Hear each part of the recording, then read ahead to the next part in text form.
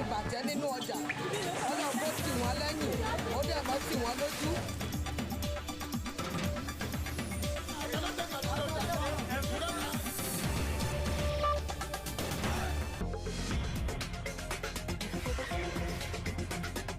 ìgbàwà tí nàìjíríà ń ṣe ọjọ́ oúnjẹ ní àtúnwá fún àwọn mẹ̀kúnnù ilé ẹjọ́ kò sówó nǹkan.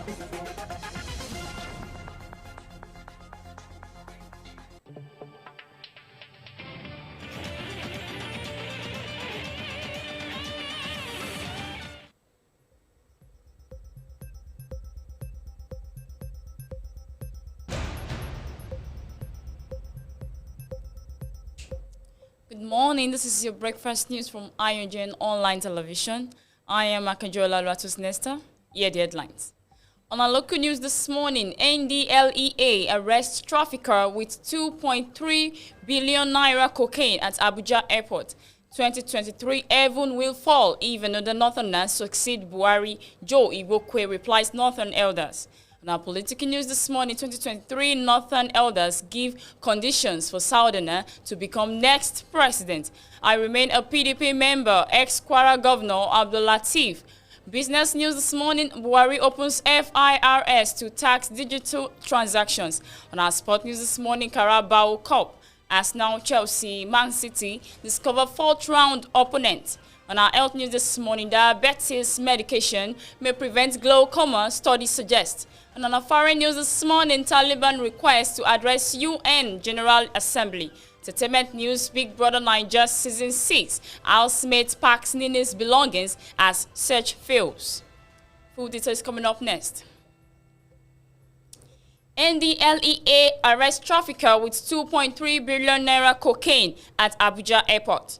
The National Drug Law Enforcement Agency has arrested a drug trafficker, OK Eze, with 350 wraps of cocaine worth over 2.3 billion naira in street value at Nnamdi Azikiwe International Airport, Abuja. And the LEA spokesperson, Mr. Femi Babafemi, made this known in a statement on Wednesday in Abuja. Babafemi said that the 38-year-old Eze, who claimed to be a tiler by profession, is an indigene of Orji River in Orji River local government area of Enugu State. He said that the suspect was arrested on Wednesday, September 22, during an inward clearance of passengers on Ethiopian airline flight number 911 en route Bamako Addis Ababa, Abuja. He added that this illicit drug, weighing 7.73 kilograms, was concealed in 8 packs tucked in different parts of his luggage. Babafemi said that Eze, a resident of Bamako, Mali, in his confessional statement, informed operatives that he traveled to Mali through Seme border in Badagry, Lagos State in 2019. He further claimed that he came into Nigeria with the drug because he needed to raise money to take care of his late elder brother's 4 children. The suspect also claimed he asked his friend, who is resident in Brazil, to assist him with some money, but who declined and instead told him to pick up a bag with the drugs from a friend of his in Addis Ababa, Ethiopia. He said that this was a fee of 500,000 naira on successful delivery to someone whose contact would be sent to him on arrival in Nigeria. He also said the bag containing the drugs were given to him on Wednesday morning at Addis Ababa Airport, Babafemi said. The spokesman quoted the chairman and the LEA retired Brig General Buba Muwa as commander officers of men and the NAIA Command for the Vigilance. Mawa said that the new NDLEA under his leadership will continue to deal decisive blows on the various cartels trying to turn Nigeria into a hub of illicit drugs. Says Nan. 2023, heaven will fall even under Northerner succeeds Buhari. Joe Igbokwe replies Northern elders. Joe Igbokwe, a chieftain of the All Progressive Congress, APC, has reacted to the remark by the Northern Elders Forum, NEF, on President Muhammadu Buhari's successor. Igbokwe wondered heaven would fall even though the Northerner is elected after Buhari. Hakeem Baba Ahmed, NEF spokesperson, has said the North was ready to relinquish power in 2023. Baba Ahmed has said anyone in Nigeria against a Northern president should leave Nigeria if one emerges in 2023. The NEF spokesman had disclosed that in the Martina Sule leadership lecture series in Zaria, Kaduna. However, Igbokwe on his Facebook page wrote, "Heaven won't fall if a Northerner is elected president." Hakeem Baba Ahmed. Me, hear me well, heaven will fall. Oh, most Nigerians have frowned against the North producing the country's next president. Against the backdrop, the Southeast has been clamoring to produce Nigeria's next president. Recently, Southern governors had insisted that their region should produce Nigeria's next president. On our political news, this morning, 2023 Northern elders give condition for Southerner to become next president. The spokesman for the Northern Elders Forum, NEF, Hakeem Baba Ahmed, has given some conditions for a politician from the South to become the next president. Speaking on Tuesday, Baba Ahmed called on Nigerians to see beyond religious and ethnic statements during the 2023 general elections. He said the demands by the Southern governors that the region must produce the next president was not presented properly. You cannot threaten us with violence and intimidation. We can read the Constitution. We know what it takes to be the president. You have to score at least 25% in 25 states.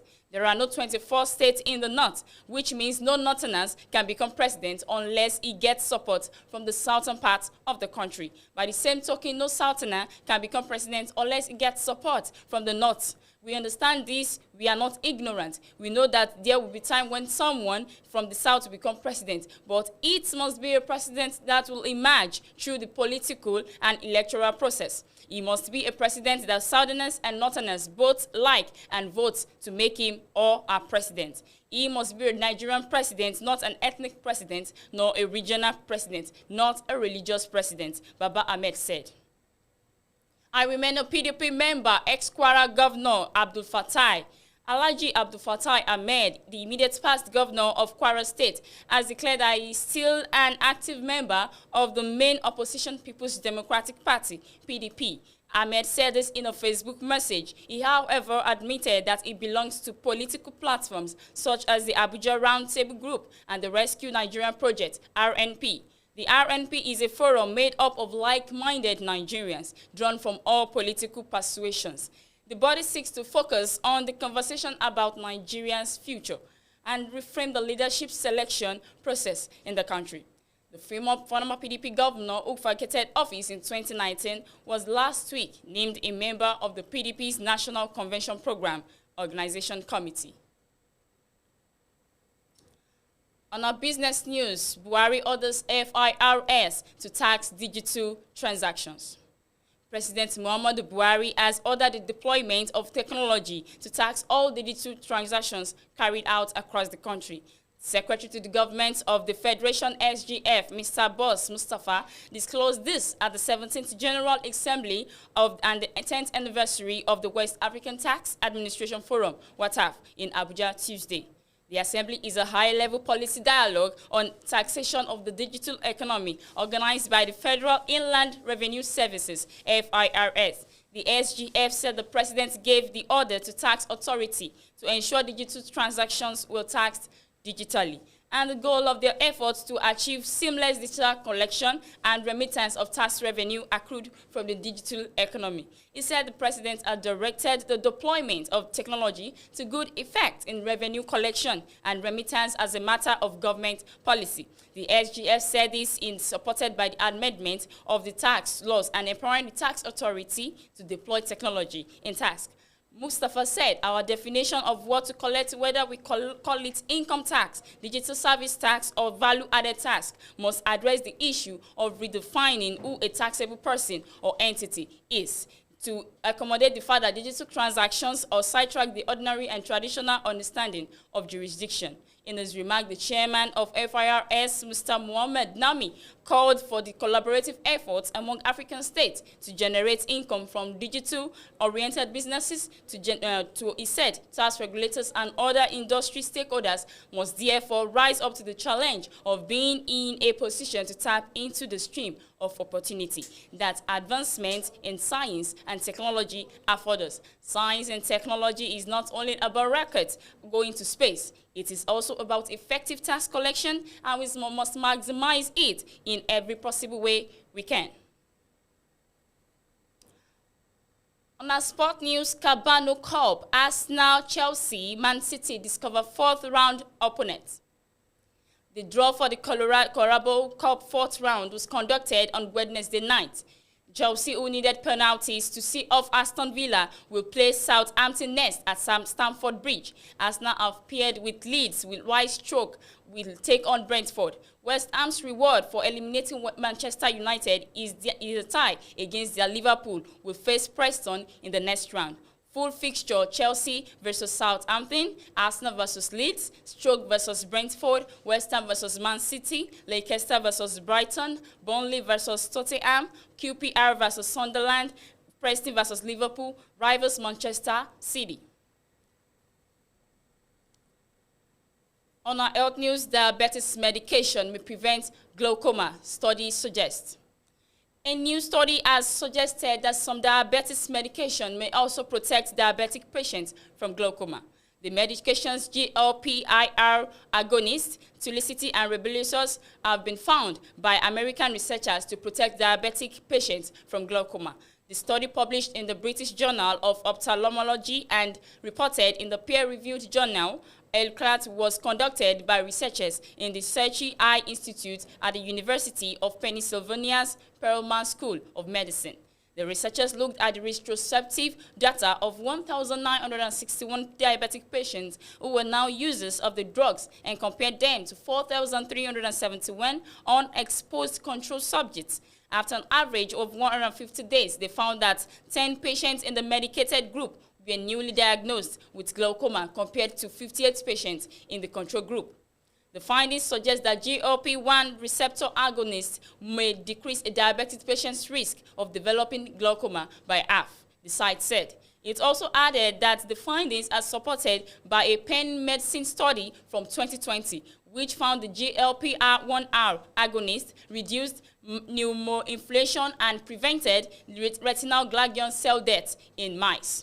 This class of drugs has also shown similarly protective effect against Alzheimer's and Parkinson's disease in animal models, and clinical trials are on the way to test the medications against neurodegenerative diseases in humans. Reacting to this study, a consultant ophthalmologist at the Lagos University Teaching Hospital, Idi Araba, Dr. Adetunji Adenekon, said the study cannot be a basis for a conclusion, noting that the study's retrospective data needs to be subjected to actual randomized clinical trials. On our foreign news this morning, Taliban request to address UN General Assembly. The Taliban has expressed the desire to join world leaders in addressing the United Nations General Assembly. The 76th session of the Assembly is currently ongoing in New York. Nigeria's President Muhammadu will address the UN on Thursday. As part of its efforts to seek international recognition, the Taliban, which took control of Afghanistan on August 15, 2021, nominated its ambassador to speak at the UN. According to UN spokesman Stephanie Juradic, Secretary General Antonio Guterres received a communique on September 15 from the currently accredited Afghan ambassador with the list of Afghanistan's delegation for the Assembly's 76th annual session.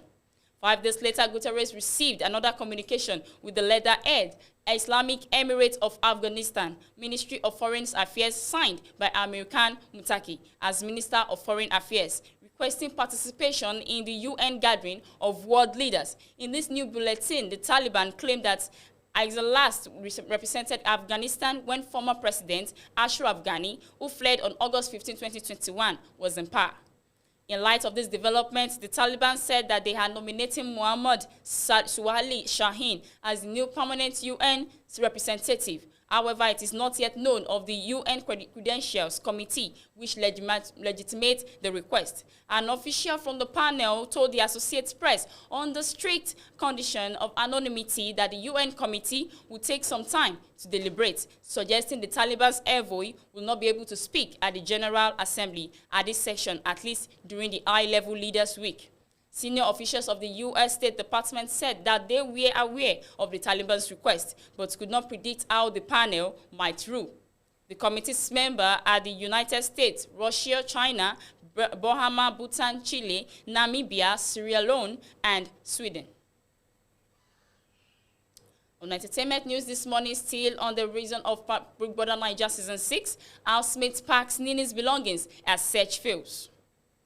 Big Brother Naija Shine Your Eye housemates have packed out Nini's belongings as they failed to find her in the house. The housemates were earlier instructed by Big Brother Naija to search every nook and cranny and house for Nini. According to Lee Cross, who packed past the biggest message, the housemates were to start packing Nini's belongings if they failed to find her in 20 minutes. During a diary section on Tuesday, Nini was tasked to prank the housemates with a 24-hour exit. In the early hours of Wednesday, day 60 of the show, Nini, in line with biggest secret mission, snuck out of the house to a private room outside the main house. Nini was provided with a screen in the private room, through which she can see every activity going on in the house. On biggest command, this housemates searched frantically for Nini, or even in the executive lounge, where they normally do not have access to visit. Cross, in the process of the search, also checked the underground septic tank in the garden area. As their time elapsed, the housemates started packing Nini's belongings so that they could put them in the storeroom as Biggie instructed. In the process, some housemates began to speculate that Nini was a fake housemate, but Cross, Saga, and Perry disagreed with the theory. She is not a fake housemate. Something happened that we cannot figure out, but she's not a fake housemate. Nini is not a fake housemate, Cross insisted. And that will be that on our breakfast news this morning. Thanks for watching. We'll be right back.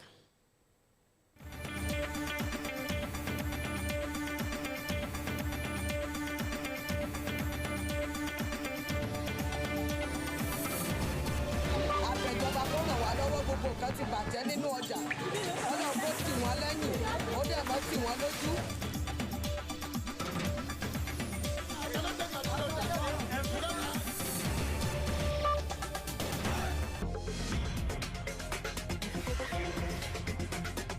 Ìgbà wa tí Nàìjíríà yìí ṣe ọjọ́ oúnjẹ dẹ̀ tún wọ́n fún àwọn mẹ̀kúnnù ilé ẹjọ́ kò sówó nǹkan.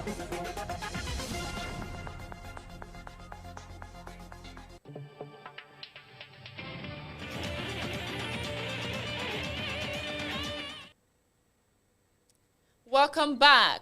Highlights of our breakfast news this morning. NDLEA arrests trafficker with 2.3 billion naira cocaine at Abuja Airport. 2023, Elvin will fall if another Northerner succeed Buhari. Joe Ikpokwe replies Northern elders. On our political news this morning, 2023, Northern elders give conditions for Southerner to become next president. I remain a PDP member, ex-Kwara Governor Abdul Latif. Business news this morning, Buhari orders FIRS to tax digital transactions. And on our sport news, Carabao Cup, Arsenal, Chelsea, Man City discover fourth-round opponent. On our health news today, diabetes medication may prevent glaucoma, studies suggest. On our foreign news, Taliban request to address UN General Assembly. Entertainment news, Big Brother Naija Season 6, housemates packs Nina's belongings as search fails. And that will be that on our breakfast news this morning. I hope you enjoyed watching. Continue to follow us on Facebook and subscribe to our YouTube channel. I remain Makanjola Luatosinesta. Do have a nice day.